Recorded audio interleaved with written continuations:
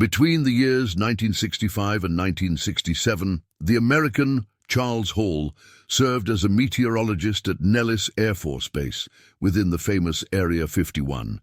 In 1985, he began writing his memoirs of that time, which he would only finish in 2002. Initially, it was published as a work of fiction. Later, he claimed the story was real and that he lived at the base with 6 Nordic-type aliens, also called tall whites. His memoirs were published in a series of books called Millennial Hospitality. Charles Hall, in an interview on December 2, 2004, made the revelations that are contained in this video. First, he justifies the publication of his book as a work of fiction because he wanted to protect himself and the men who served with him. He changed all the names in his story in order to protect the innocent, including himself and the other soldiers. The people he renamed suffered severe psychological pressure and shocks. Some of them wouldn't want to be mentioned, so Hall renamed them. He stated that everything in the books is true, based on his memory to write them. He had to summarize many conversations, and others had to be reconstructed. Usually, conversations with other airmen. The conversations with the Nordic-type aliens remained pretty faithful, since they didn't speak much. Conversations with these aliens were carried out through a kind of communicator. And Hall pointed out that the alien women tended to talk more than the men, who were more quiet. In 2002, when Hall became unemployed, he began to edit, polish, and publish what he had written up to that point. The final editing was done between the end of 2002 and the beginning of 2003. During the time he served at Area 51, Hall never took a photo. He was worried about staying alive and didn't even consider taking them. One of the reasons for never doing so is that Hall didn't want to offend the Nordic-type aliens, especially since they could destroy this evidence, in any case, as they always had access to his belongings.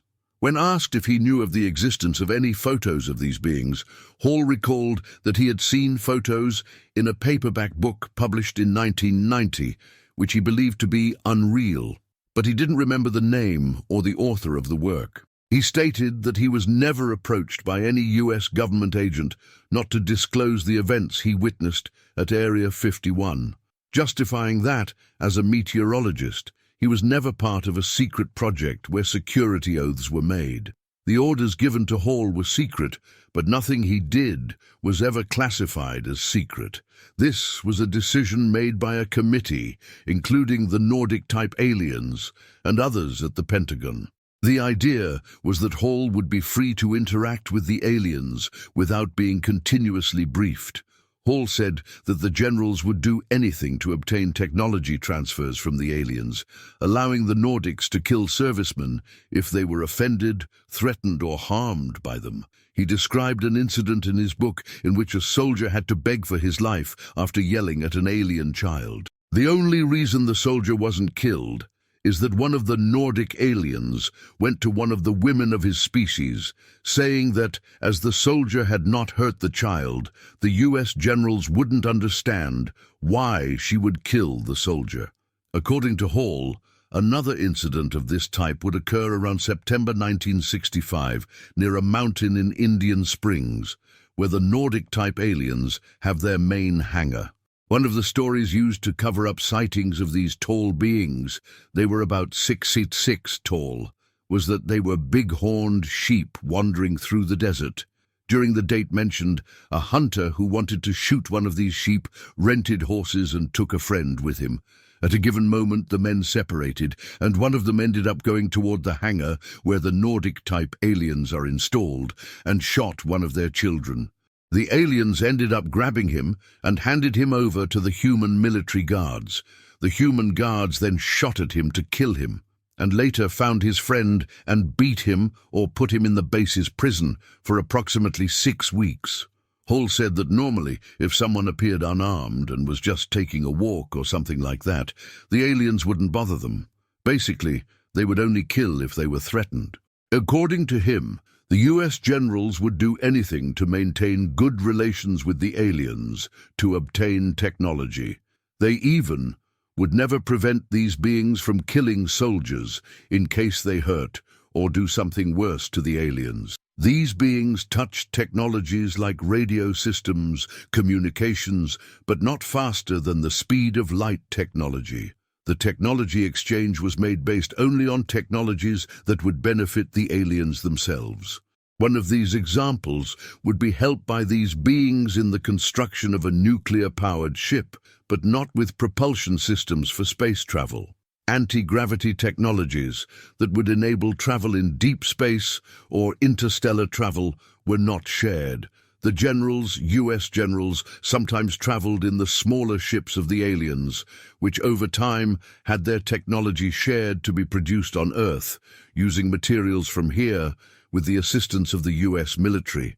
The Nordic-type aliens sometimes participated in secret meetings and helped in the development of space technology. Once, Hall witnessed a conversation between the US generals and the Nordic-type aliens. They were discussing the possibility of the aliens taking two young officers, US officers, aboard one of their large ships for a trip to another nearby star. According to Hall, the Nordic-type aliens have lived in the Indian Springs area for over 200 years, and some have even been born there. They like the valley because it's warm, which is an important requirement for them, and use their base as a place for maintenance, refueling and repairs of their large spaceship. To travel long distances through space, these beings need a base like the one on Earth, where they can get supplies, make repairs, etc. These large ships usually arrive and soon depart, implying that they would be used for trade. The aliens only want to use Earth as a base for their space travel and have no reason to colonize it or dominate it, as they are very happy with what they have and with their long lifespan, about almost 1,000 years. These beings take 10 times longer to age and also to heal. They were surprised by how quickly Hall could heal and watched closely when he once injured himself and healed in a day. Hall described that the aliens' weapons can be used to cause great pain, death, or sleep. He described an incident in which a CIA guard tried to help a woman, alien, up the stairs of the Congress building, but the guard inadvertently hurt her, and she threatened him, making the CIA guard beg for his life. Hall explained that their weapons can be used to stimulate atomic frequencies of sodium, calcium, or iodine to cause great pain. With one of the burns, but the attacked individual wasn't actually burned. When the iodine setting is used on their stun guns, it can cause bleeding to death because it causes chemical changes that allow the blood to pass through the walls of the arteries inside and around the thyroid gland. Hall compared this to the Black Plague, when people bled to death due to the arteries being weakened and the blood flowed out, causing their death. By stimulating the sodium atoms, their weapons would cause immense pain because there was a discharge of the victim's nerves. If the weapon is at a very high frequency, it can cause instant death. Stimulating calcium atoms can also cause the opposite, that is, sleep, calm, relaxation, etc., which causes the nerves to relax. Hall says that the temperament of the aliens can change very quickly from friendly to hostile. One of their weapons was used against himself, and the misunderstanding where the iodine setting was used caused him internal bleeding. He remembers seeing a friendly alien woman approach him when he was hurt, doing a kind of graceful dance around him. This woman always had a companion by her side, who Hall imagined was her brother because the two looked like fraternal twins. On several nights, while Hall was doing analysis with a weather balloon, she would approach him, not showing the slightest fear. Hall was not afraid of the woman either, but on the other hand, her brother was always visibly afraid, keeping a certain distance. Once, Hall saved the life of an alien child, whose mother was a teacher, and later he became known as a pet of the teacher in a project she started to get alien children used to humans. According to the teacher, Hall was perfect for her project since he was gentle and easy to control. According to Hall, the captain of the aliens was a fairly pleasant individual, but only appeared around humans when necessary.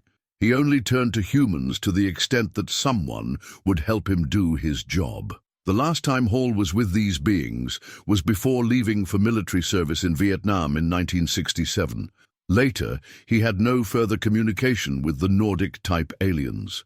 According to the researchers who had contact with Charles Hall, he seemed to be very reliable and convincing in his answers to questions. He demonstrated great integrity and was quite sincere in uniquely describing the facts related to his experiences in a very objective way. The emotional reality of his experiences was quite vivid, transmitting a lot of information about his state of mind and the seriousness of the experiences he had.